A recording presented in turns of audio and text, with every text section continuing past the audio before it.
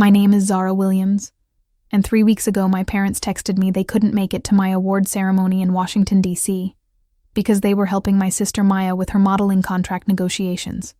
I simply replied, "No problem." What they didn't know was that I was receiving the National Innovation Award for Young Scientists at the Kennedy Center, and the next morning my acceptance speech was trending across every platform. By noon, my parents were calling nonstop, panicking as reporters asked why the family of the youngest Black woman to receive the National Cybersecurity Innovation Award was nowhere to be seen. Have you ever been dismissed by your own family until your success made them realize what they'd lost? Tell me where you're watching from and stay with me, because what happened next changed everything. When I think of my childhood, what I remember most isn't birthday parties or family vacations, but the echo of my own voice in empty auditoriums. We lived in suburban Atlanta, in one of those neighborhoods where tech executives and civil rights lawyers sent their kids to the same prestigious schools, and your worth was measured by how often your achievements made it to the family's carefully curated social media posts. For my parents, that achievement had a name: Maya. My younger sister, the golden girl who could light up a room with her smile and land modeling contracts before she turned 16. Maya was everything I wasn't. Graceful, photogenic, effortlessly charismatic. While she posed for magazine covers on weekends, I spent hours in my room, building computers from spare parts I'd ordered online with money from my tutoring jobs. When people met us together, they'd do a double take and say, "You're Maya's sister?" As if that explained why I was carrying a laptop bag instead of a designer purse. The label followed me everywhere. "This is Zara, Maya's older sister." Our house was a shrine to Maya's success. The living room walls were covered with her magazine covers, professional headshots, and modeling agency promotional materials. Mom had dedicated an entire Instagram account to Maya's journey, documenting every photo shoot, every casting call, every milestone in her blossoming career. Meanwhile, my science fair ribbons stayed tucked away in a drawer upstairs, my coding competition trophies relegated to a dusty shelf in the basement that no one ever visited. I still remember my 13th birthday vividly, not because it was celebrated, but because it wasn't. The living room was decorated with pink and gold balloons, but they weren't for me. Mom had ordered a custom cake that read, "Congratulations, Maya," in elegant cursive frosting because my sister had just signed with a major modeling agency the day before. I sat at the table, watching everyone toast her future while my birthday gift, a used programming textbook Dad had found at a bookstore, sat unopened on the kitchen counter, still wrapped in yesterday's newspaper. When I asked if we could light candles for my birthday too, Mom said gently, "Let's not steal Maya's thunder, sweetheart. Today is about celebrating her big moment. We'll do something special for you next weekend." But next weekend never came. There was always another photo shoot to prepare for, another casting call to drive to, another celebration of Maya's growing fame. That night, while Maya fell asleep surrounded by congratulations cards from agents and photographers, I opened that programming book and wrote my first lines of code by the light of my desk lamp. I didn't know it would become my first act of rebellion, creating digital worlds while sitting in a room where nobody saw my potential. The pattern continued throughout my childhood. When Maya booked her first commercial at age 12, the entire extended family came over for a viewing party. Aunts, uncles, cousins, and family friends crowded into our living room, cheering and taking photos as Maya's face appeared on screen selling breakfast cereal. That same week, I had won first place in the regional mathematics Olympiad, but the certificate sat unnoticed on the kitchen counter, eventually buried under Maya's fan mail and casting notices. Maya was 2 years younger than me, but somehow always 2 steps ahead in everyone's attention. At school, teachers would brighten when they heard our last name because they remembered the beautiful, confident girl who'd graced the cover of Teen Vogue at 15. When they realized we were sisters, their expressions would shift slightly, like they were trying to solve an equation that didn't add up. "Really? You two are so different," they'd say, as if being different was a mathematical error that needed correcting. Maya was magnetic and confident, the kind of person who walked into a room and instantly became its gravitational center. I was the kid who repaired the school's outdated computer lab equipment during lunch breaks, who stayed after math class to solve extra credit problems that weren't even assigned. who spent free periods in the library reading about artificial intelligence and quantum computing while other students scrolled through social media. It didn't matter how many coding competitions I won, or how often my programming projects impressed even the most demanding teachers. When family gathered for holidays, the conversations always revolved around Maya's latest magazine feature, her upcoming Fashion Week appearances, her rapidly growing Instagram following that had already surpassed 100,000 followers. My name rarely came up unless someone's phone needed troubleshooting, or the family's increasingly complex smart home system was acting up. I became the household's unofficial IT department, invisible until something needed fixing, then forgotten again the moment the problem was solved.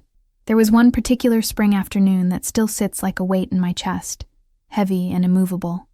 The Georgia Tech High School Innovation Challenge was hosting its annual competition, and I had spent 8 months developing an AI system that could detect and prevent identity theft in real time by analyzing behavioral patterns and transaction anomalies.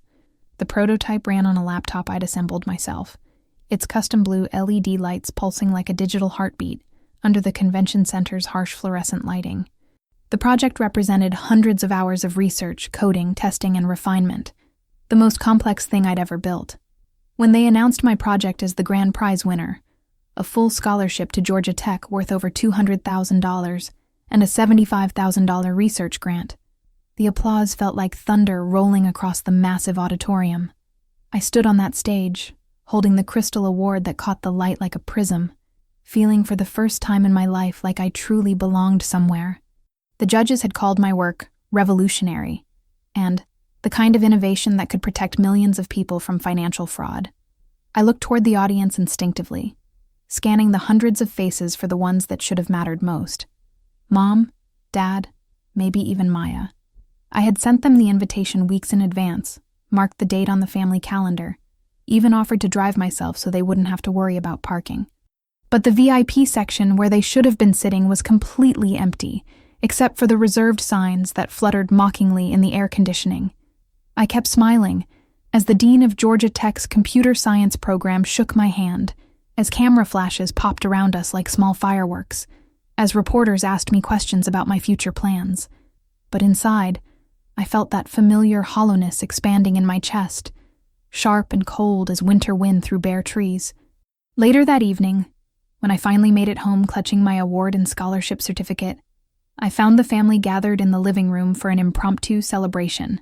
For a brief, hopeful moment, I thought maybe they had prepared something for me after all. But as I walked through the front door, I realized the celebration was for Maya. She had just found out she'd been selected for a Coca-Cola commercial that would air during the Super Bowl. Mom apologized over dinner, not looking up from her phone where she was already posting Maya's good news to Instagram. "Baby, we really wanted to be there for your little computer thing," she said, her fingers still typing. But Maya had that emergency meeting with the Coca-Cola creative team, and you know how rare these opportunities are for young black models. She's representing for all of us. Dad nodded enthusiastically, scrolling through his tablet to show relatives Maya's casting photos. "Besides, you always excel at these academic competitions. We knew you'd make us proud, just like you always do." That was the night I learned that achievement without witnesses still feels like failure, no matter how significant the accomplishment. The scholarship that would change my life was less important to them than a commercial that would last 30 seconds. After that pivotal moment, I stopped sending them event invitations, stopped marking my competitions on the family calendar, stopped hoping they would spontaneously show interest in my work. Instead, I found refuge in the quiet satisfaction of code that compiled perfectly, algorithms that solved problems others couldn't even articulate, systems that worked exactly as intended every single time. I spent hours in my room, multiple monitors casting rainbow light across the walls, building digital solutions to real-world problems while my family celebrated Maya's latest magazine cover in the living room below. The contrast between our worlds became more stark as we grew older. Maya's bedroom looked like a professional photography studio, with ring lights, backdrop stands, and a wardrobe full of designer clothes sent by brands hoping she'd feature them in her posts. My room looked like a computer repair shop had exploded. Circuit boards and hard drives scattered across every surface, cables snaking between towers of technical manuals, the constant hum of cooling fans creating white noise that helped me concentrate. When Maya's friends came over, they would squeal and take selfies with her latest designer packages. When my few friends visited, they were amazed by the server farm I'd built in my closet, the multiple programming environments I was running simultaneously, the AI models I was training on datasets I'd assembled myself. But my achievements never warranted the same excitement from my parents. Grandma Rosie was the only one who ever noticed how I'd begun to disappear into myself, how I'd started eating dinner in my room more often than not, how my participation in family conversations had dwindled to polite nods and brief responses. She lived downtown in a small house near Spelman College that always smelled like sweet potato pie and the sharp ozone scent of old electronics that had been running too long. Every Sunday after church, she'd visit and find me hunched over my computer, fingers dancing across the keyboard like I was playing an invisible symphony. She never complained about the tangle of cables and circuit boards covering every surface of my desk, never asked why I wasn't downstairs watching Maya's modeling tutorials or helping her practice poses for upcoming shoots. Instead, she'd sit in the chair beside my desk, her church dress rustling softly as she settled in, and watch me work for a while. She seemed genuinely fascinated by what I was building, asking questions that showed she was actually trying to understand. Then she'd say quietly, "The most important changes in this world come from the minds nobody's watching, Zara. Dr. King didn't become a leader because he was the loudest voice in the room or the prettiest face on television. He became a leader because he had something worth saying, something the world needed to hear." She'd pause, her weathered hands folding over her purse. "Your mind is building bridges others can't even imagine yet. Don't let anyone convince you that quiet brilliance is less valuable than loud beauty." I didn't respond much to these conversations when I was younger, too absorbed in my code or too hurt by my parents' indifference to appreciate her wisdom. But her words stayed with me, echoing in my mind during the loneliest moments, reminding me that someone saw value in what I was doing, even when my own parents couldn't. Over the years, I learned to not just survive, but thrive in Maya's shadow without letting her spotlight dim my own inner light. At family dinners, I listened attentively when she talked about her latest campaigns, asked thoughtful questions about the fashion industry, and genuinely celebrated her successes. When Mom bragged to relatives about Maya's magazine features, or Dad showed off her commercial spots to his coworkers, I passed the sweet tea, nodded supportively, and mentally returned to the machine learning algorithm I'd been training earlier. I became the reliable one, the problem solver, the daughter who didn't need constant validation or emotional maintenance. But while they mistook my quietness for contentment, while they assumed my academic success meant I was fine and could take care of myself, I was building something revolutionary that would eventually change the entire landscape of cybersecurity. Every ignored achievement, every missed celebration, every time my name went unmentioned in family conversations, I channeled all of that energy into my code.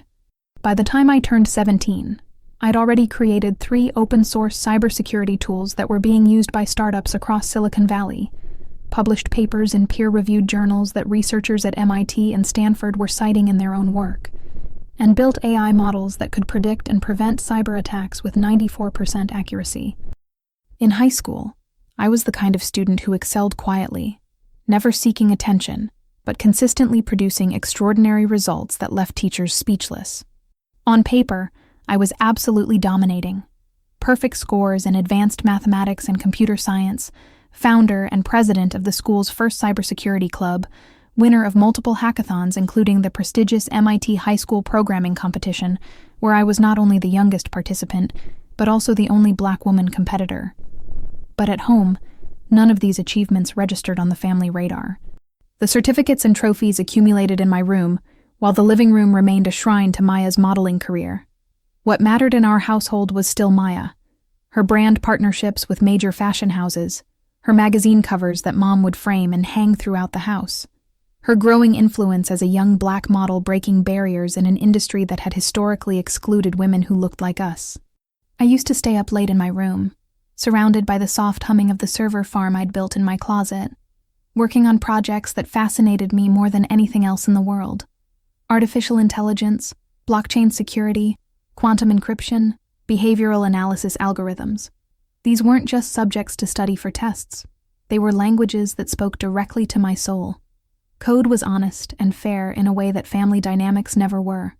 It responded to logic and creativity, not to who was prettiest or most photogenic or most socially adept. During my senior year, my computer science teacher, Mrs. Patterson, approached me after class on a gray February afternoon. She was one of the few black women in tech I'd ever met, and her opinion mattered more to me than she probably knew. Mrs. Patterson had worked at IBM for a decade before becoming a teacher, and she brought real-world perspective that made her classes feel relevant and urgent. "Zara," she said, leaning against her desk cluttered with programming textbooks and half-built Arduino projects, "I've been in this field for 15 years, and I've never seen a student with your intuitive grasp of complex systems. You're solving problems that PhD candidates at major universities struggle with. The AI models you've shown me are more sophisticated than what some professional researchers are publishing." She reached into her desk drawer and pulled out an application packet, bound with a crimson ribbon, the Harvard University seal embossed in gold on the cover. Harvard has a special early admission program for exceptional students in underrepresented groups who show extraordinary promise in STEM fields. I think you need to apply. Actually, I think you'd be crazy not to apply. Harvard felt like a fantasy, somewhere that existed in movies about brilliant scholars and historical figures, not in the real life of a girl who ate most of her dinners alone in her room while her family planned Maya's next photo shoot downstairs. The idea of walking through Harvard Yard, of studying alongside the brightest minds in the world, of having access to resources that could amplify my research, it seemed impossibly distant from my current reality. But that evening, I closed my bedroom door, cleared a space on my cluttered desk, and spent 6 hours filling out every form with meticulous care. I wrote essays about using technology to protect marginalized communities from digital discrimination, about the responsibility that comes with building systems that can either perpetuate inequality or actively fight against it. I assembled a portfolio of my most groundbreaking innovations, including the AI system that had won me the Georgia Tech Scholarship and several other projects that demonstrated both technical sophistication and social consciousness. The personal statement was the hardest part. How do you explain to admissions officers that your greatest motivation comes from being unseen in your own home? How do you articulate the drive that builds from watching your achievements get overshadowed by someone else's success, day after day, year after year? I ended up writing about the importance of representation in technology, about how marginalized voices in tech can create solutions that privileged perspectives might never consider. When the acceptance letter arrived 4 months later, thick, cream-colored paper with Harvard's seal embossed in gold, the weight of it substantial in my hands, I stood in our foyer for 20 minutes, just holding it like it might disappear if I moved too quickly. The afternoon sun streamed through the front windows, casting everything in that warm Georgia light that made ordinary moments feel cinematic. My hands trembled as I opened the envelope, unfolding the letter carefully and reading the words that would change my trajectory forever. "We are delighted to offer you admission to Harvard University, along with a full merit scholarship covering tuition, room, board, and research stipends, plus an invitation to our computer science honors program reserved for the top 1% of admitted students." I read the letter 3 times before the reality sank in. Full scholarship, honors program, Harvard University. The girl who had been treated like background noise in her own family had just been invited to join one of the most prestigious academic communities in the world. I walked into the kitchen, where Mom was on a video call with Maya's agent, animatedly discussing a potential Coca-Cola commercial that could be worth 6 figures.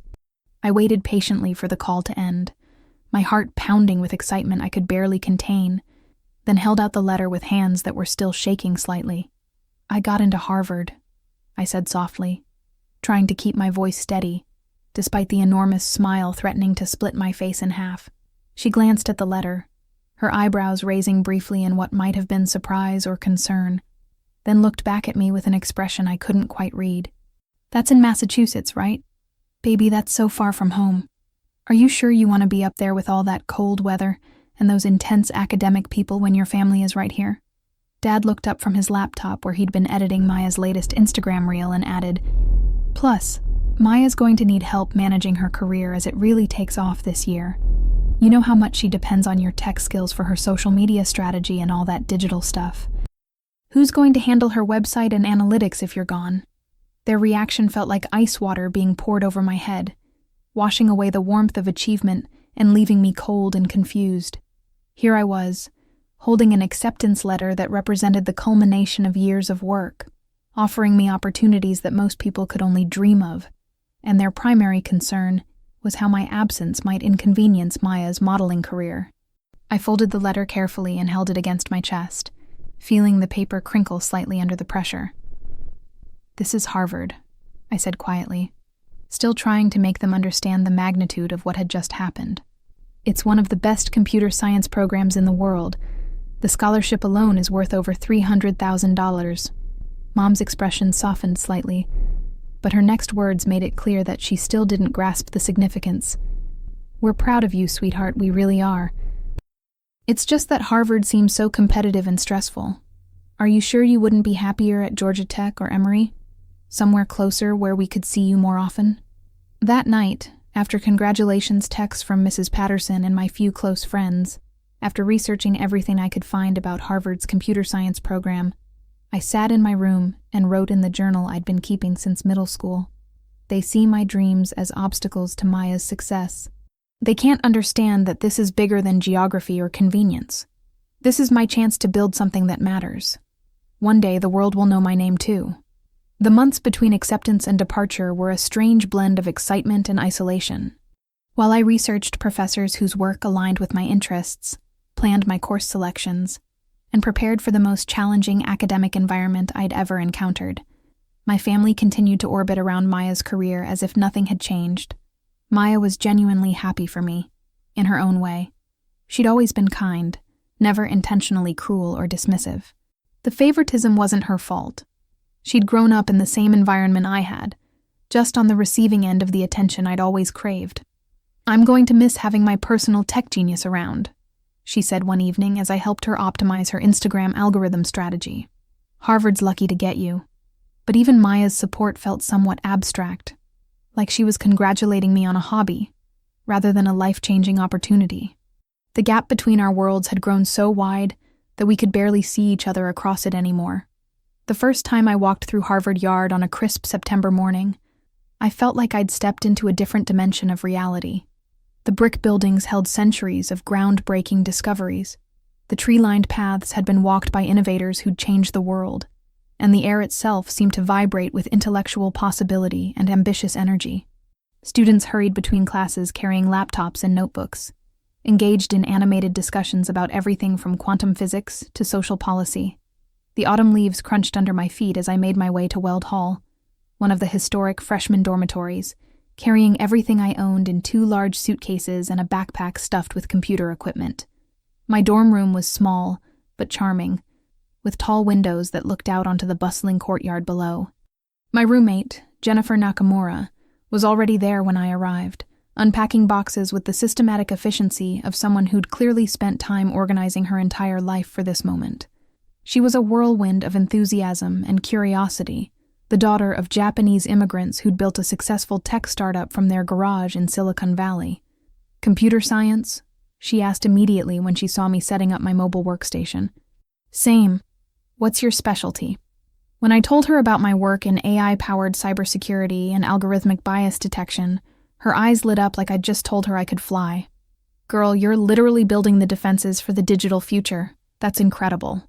Harvard was exhilarating and exhausting in equal measure, like trying to drink from a fire hose made of pure knowledge. The coursework was more challenging than anything I'd ever encountered, but for the first time in my life, I was surrounded by people who appreciated intellectual brilliance over Instagram followers, who valued innovative thinking over photogenic appeal. Late nights in the computer lab became collaborative sessions with some of the brightest minds I'd ever met. We'd order Chinese food at midnight and debug code until dawn, our screens glowing like beacons in the darkened building while campus security guards made their rounds. These weren't just study sessions. They were explorations into the cutting edge of what was possible with technology.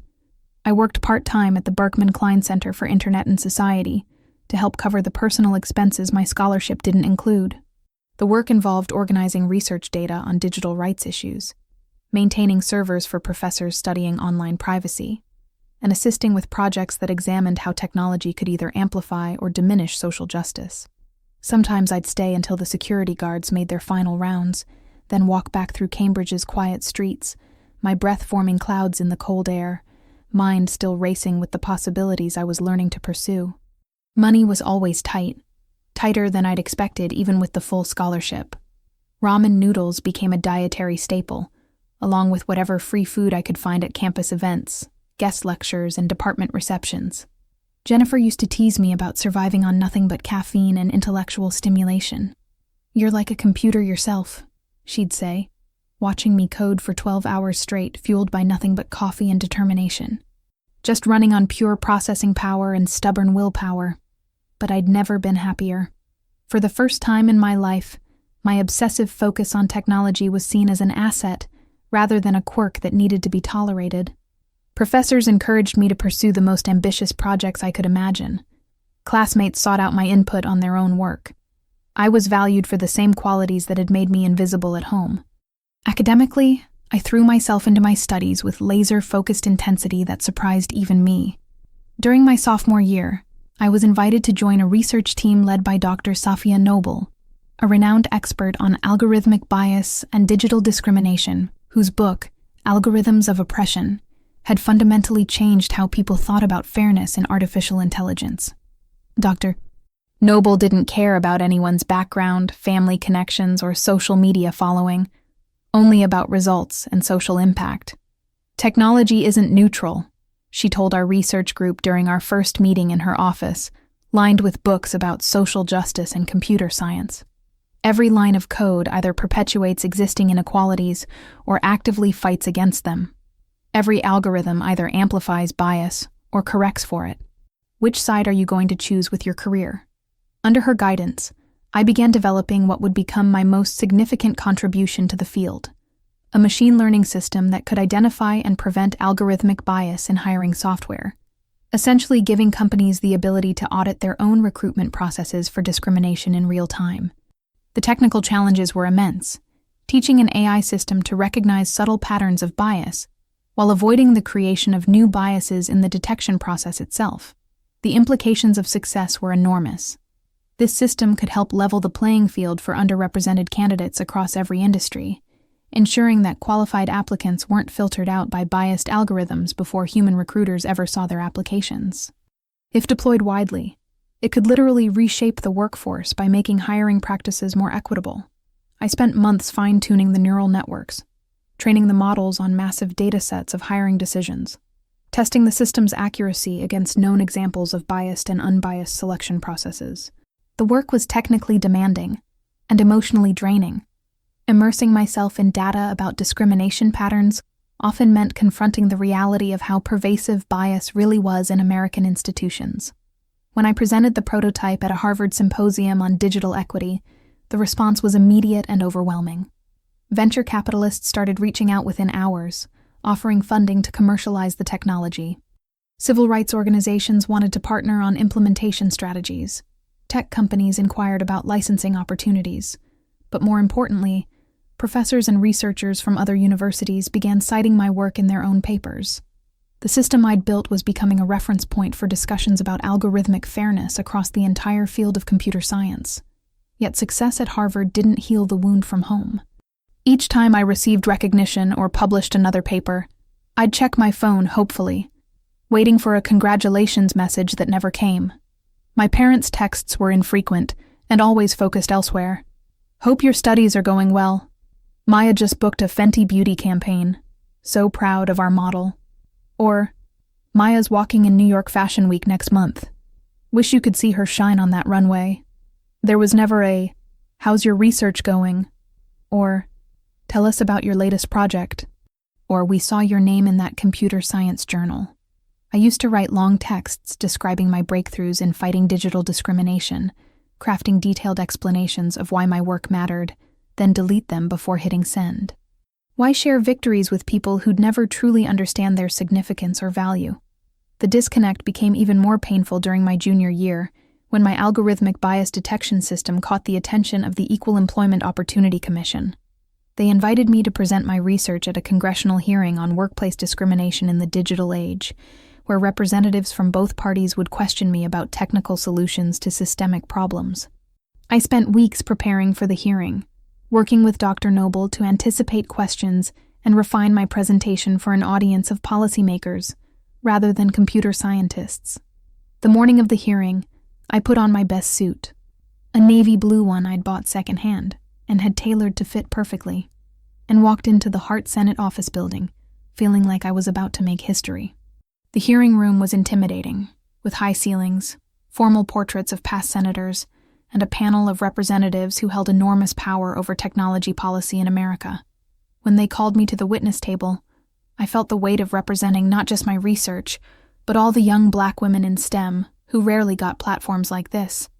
Congresswoman Ayanna Pressley from Massachusetts asked me directly, "Ms. Williams, in your expert opinion, how can artificial intelligence be used as a tool for justice rather than a weapon of discrimination?" I spent 15 minutes explaining my system, demonstrating how it worked, and outlining the broader implications for civil rights in the digital age. When Congressman Ro Khanna from California told me, "This is exactly the kind of innovation we need to build a more equitable future, and you represent the best of what young Americans can accomplish when given proper support and resources," I felt a pride deeper than any grade or academic honor I'd ever received. I called my parents that night from my hotel room in Washington, practically vibrating with excitement about the day's events. Mom answered while clearly multitasking, the sound of Maya's latest photo shoot playing in the background. Apparently she was filming content for a major beauty brand's social media campaign. "That's wonderful, sweetheart," Mom said when I finished explaining about the congressional hearing, the representatives' questions, the potential policy implications of my work. Her tone was the same one she used when I told her about getting good grades on tests. "Oh, did you see Maya's Vogue feature that just came out? They're calling her one of the most influential young models of her generation. The photographer said she's a natural." I hung up feeling more isolated than if I hadn't called at all. Here I was, having just testified before Congress about technology that could help millions of people, and my mother's response was to immediately redirect the conversation to Maya's magazine appearance. Jennifer became my chosen family at Harvard, the sister I'd never had who actually celebrated my successes with genuine enthusiasm. When winter break arrived and the dorms emptied out, she always insisted I come home with her to California. "Nobody should spend Christmas alone," she'd say, but I usually made excuses and stayed in Cambridge instead.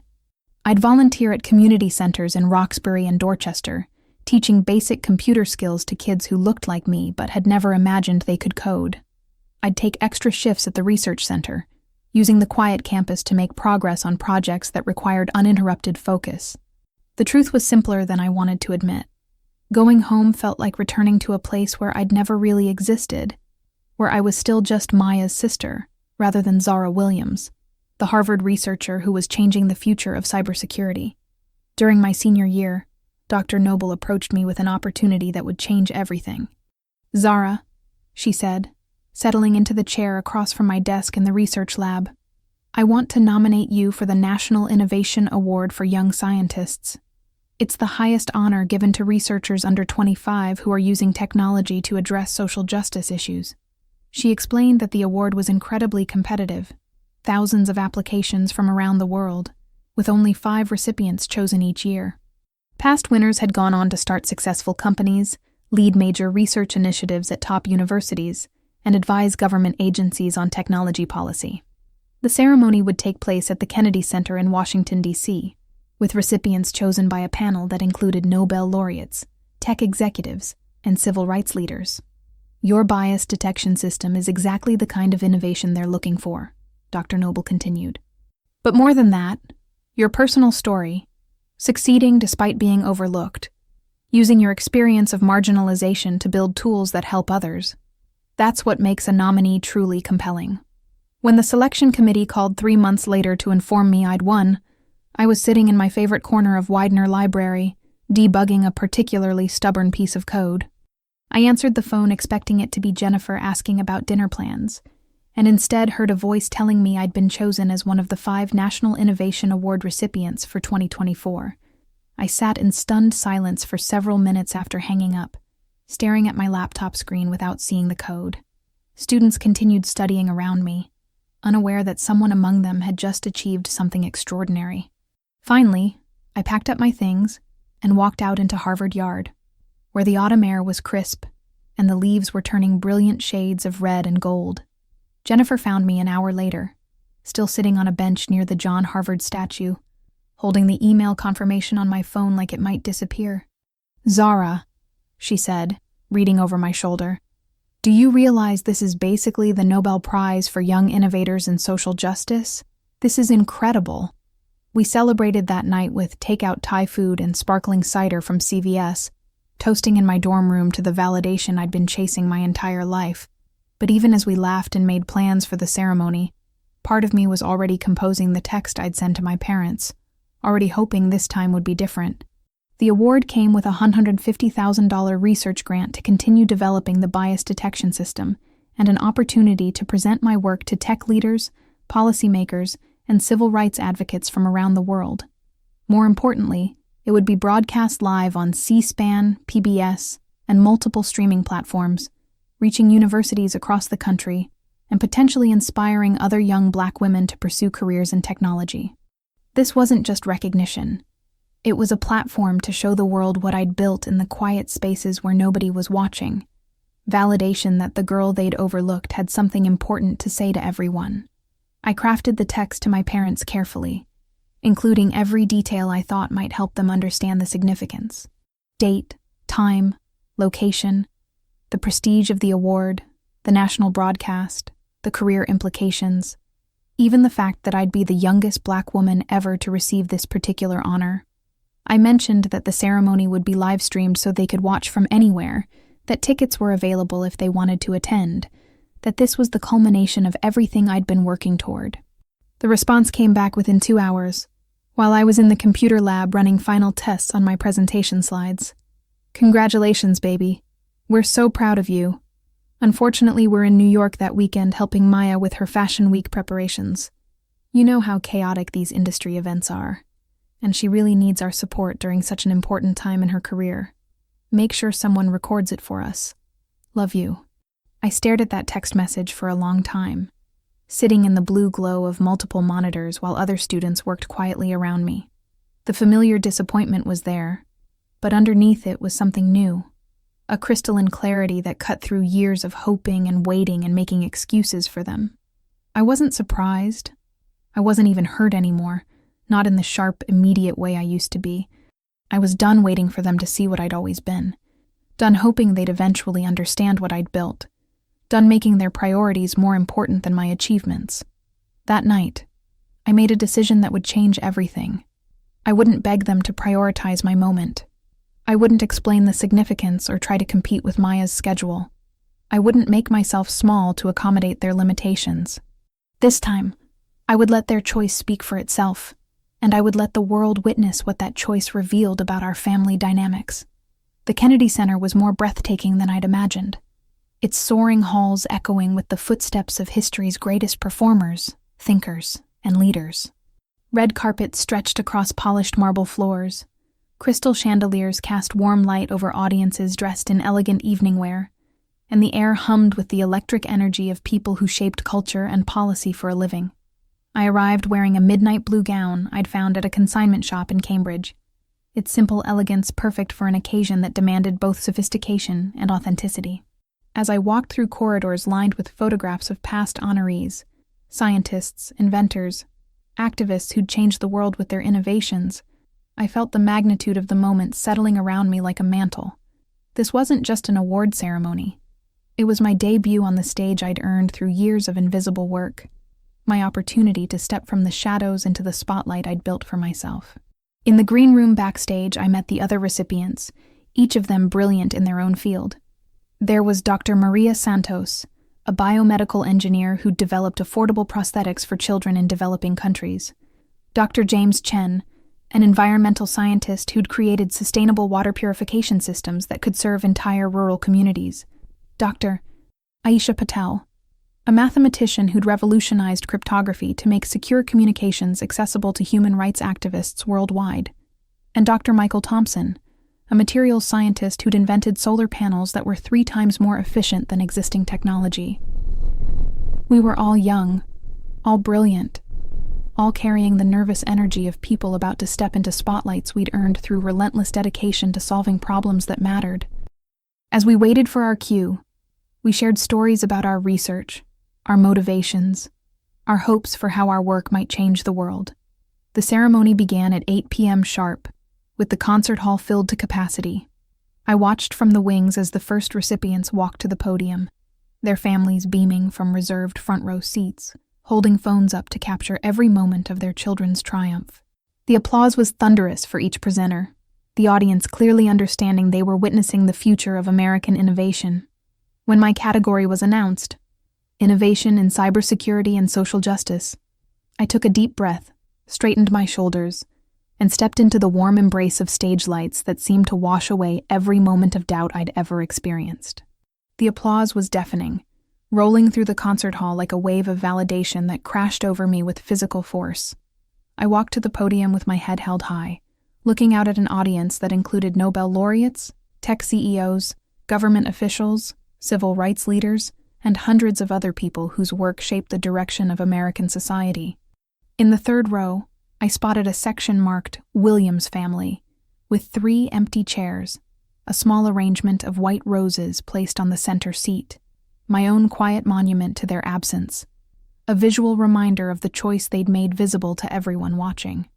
"Good evening," I began, my voice carrying clearly through the acoustically perfect hall, stronger and more confident than I'd ever heard it sound.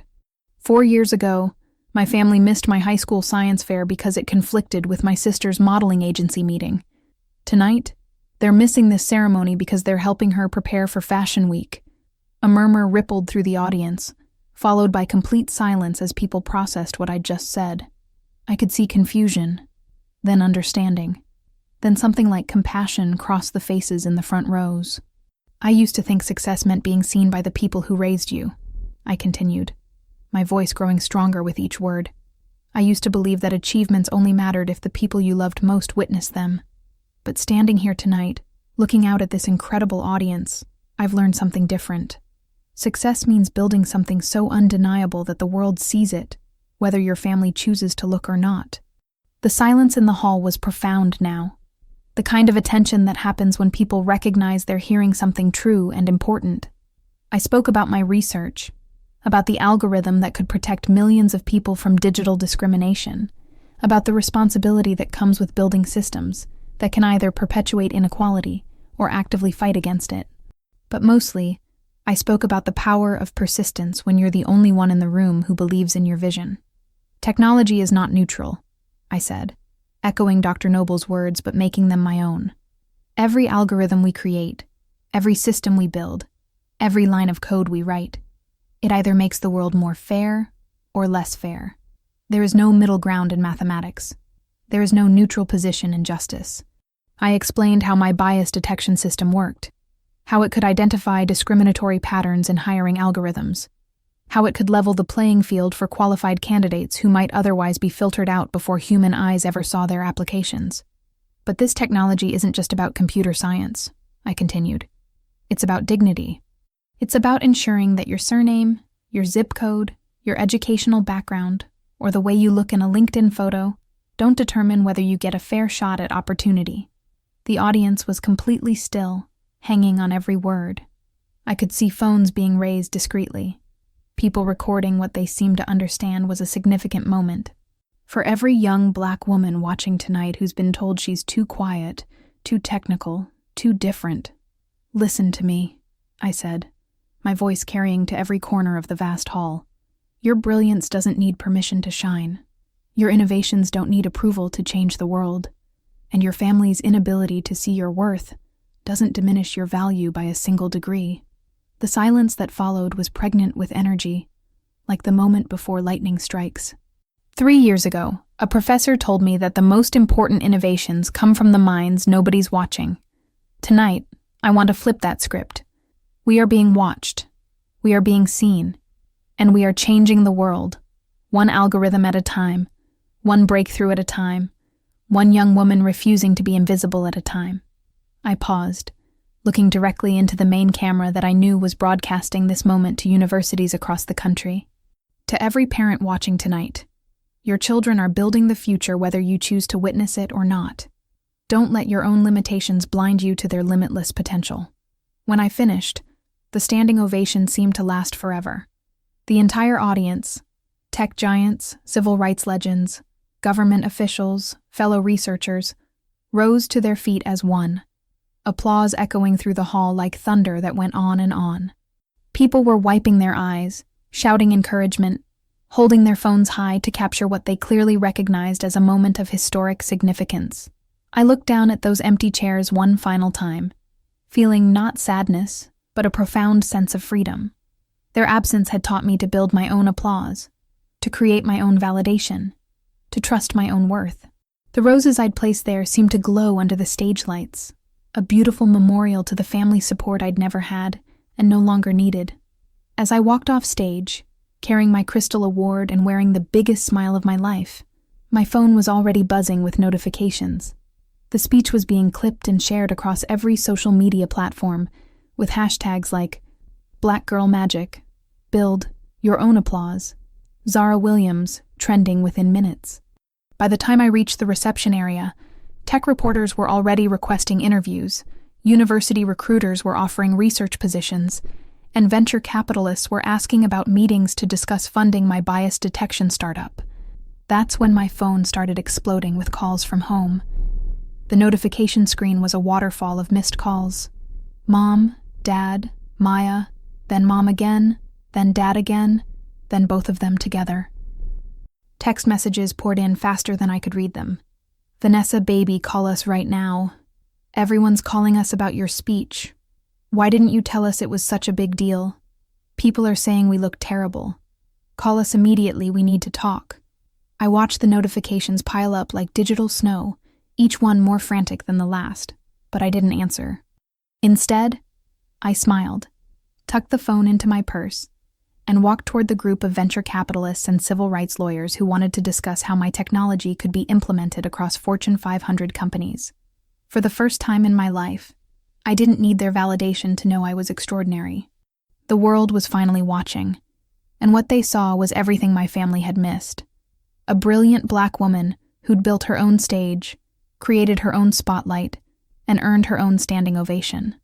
The calls would keep coming all night, but I had more important things to do, like changing the world, one innovation at a time, whether they were watching or not.